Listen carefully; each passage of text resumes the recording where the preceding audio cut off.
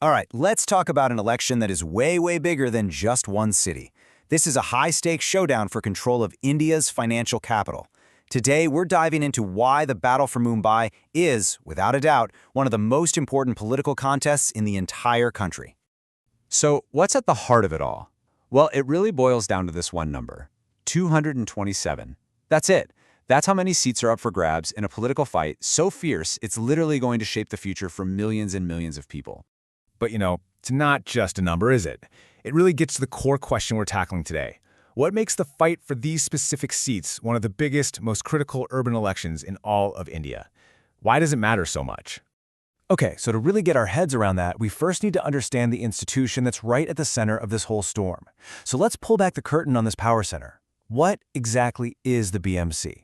So let's get one thing straight right away. The Brihan Mumbai Municipal Corporation, or the BMC, is not your average city council. Not even close. We're talking about the governing body for India's entire financial engine. That makes it one of the most powerful and richest city administrations in all of Asia. And hey, when I say it powerful, a huge part of that is just cold, hard cash. The BMC's annual budget is enormous. We're talking tens of thousands of crores. To put that in perspective for you, its budget is actually bigger than the budgets of several smaller Indian states. Think about that. So, winning this election, it means you get the keys to one of the wealthiest civic bodies in the entire nation. And all that money, it translates directly into immense power over everyday life. The BMC's control is pretty much absolute. They're in charge of everything from the roads you drive on and the water in your tap to public hospitals, schools, and these massive city-shaping infrastructure projects. They literally build and run the whole show. So you can probably guess what happens next, right? When you've got that much money and that much power all on the table, well, the political fight turns into an incredibly fierce, high-stakes battlefield. And look, this is about way more than just who gets to manage the city. As one source put it, the BMC polls are a full-blown prestige battle. And that really hits the nail on the head. This is about pure political dominance, a fight for bragging rights over one of India's most prized political assets. Now, the conflict is kind of playing out on two different levels. On one hand, you've got the big political alliances going head-to-head, testing their strength across the city, but then layered right on top of that, you have this really intense internal struggle between rival Shiv Sena factions, each one fighting to prove that they are the true inheritors of the party's traditional stronghold.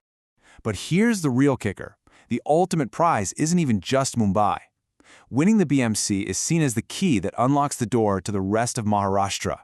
It's a massive strategic foothold that can influence elections across the entire state. Okay, so we've covered the power and the politics. But let's bring this all back down to earth. What does any of this actually mean for the millions of people who live here? This is about the citizen's stake. It's your city, your vote. Let's start with an issue every Mumbaiker knows all too well. Monsoon flooding. This is a defining issue every single year. How well the BMC has prepared the city's drains directly impacts whether entire neighborhoods just grind to a halt when the rains come. And then there's this old favorite, an issue every commuter knows intimately. Potholes. The quality of the roads, that endless, never-ending battle against potholes, it is a direct and very, very visible report card on the BMC's performance.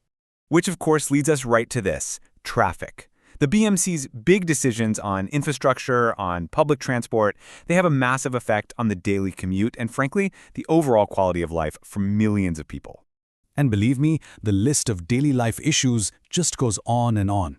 This election will touch everything from redevelopment delays and tackling air pollution to how slums are rehabilitated and the impact of giant projects like the Coastal Road. And crucially, it's also about transparency in how those massive multi-crore contracts get awarded. So when you put all these pieces together, the power, the politics, and the citizen impact, it becomes crystal clear that this is not just another election. It really begs the question, is this a major turning point for Mumbai? What makes these polls especially significant is the timing. For a while now, the BMC has been under the control of a state-appointed administrator. There have been no elected corporators. So this election marks the big return of an elected body to govern the city. This quote from our source material just sums it up perfectly. This election is a turning point for restoring grassroots democracy and citizen participation. It's about giving the city back to representatives who are directly accountable to the people who live there. So this leaves us with one final thought. At the end of the day, the ultimate question isn't just about which party wins those 227 seats. It's about how this single election, this powerful democratic exercise, is going to redefine the future of one of the world's great megacities.